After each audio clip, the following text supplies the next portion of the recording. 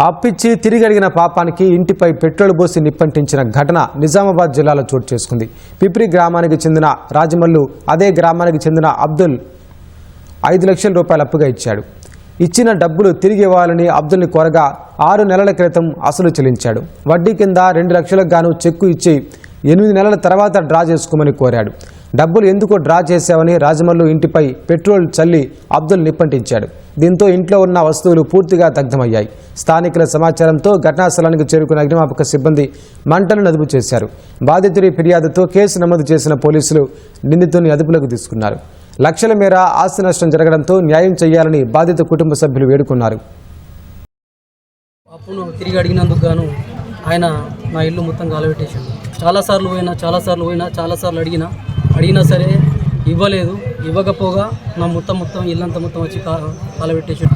దయచేసి నాకు న్యాయం చేయండి. నా భార్య చాలా కాళ్ళు పట్టుకున్నది. అన్న అప్పుడే మాట్లాడదాం, ఏమన్నా ఉంటే మాట్లాడదామని చెప్పేసి కూడా కాళ్ళు పట్టుకున్నది. కాళ్ళు పట్టుకున్నా సరే ఒక ఆమెను చూడకుండా కూడా ఆమెను నూకేసి లోపలికి పోయి మొత్తం చల్లేసిండు.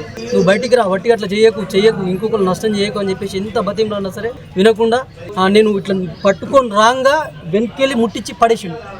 నన్ను కూడా లోపలికి నూకేసిండు. నేను అదృష్టవశాత్తు బయటపడ్డా.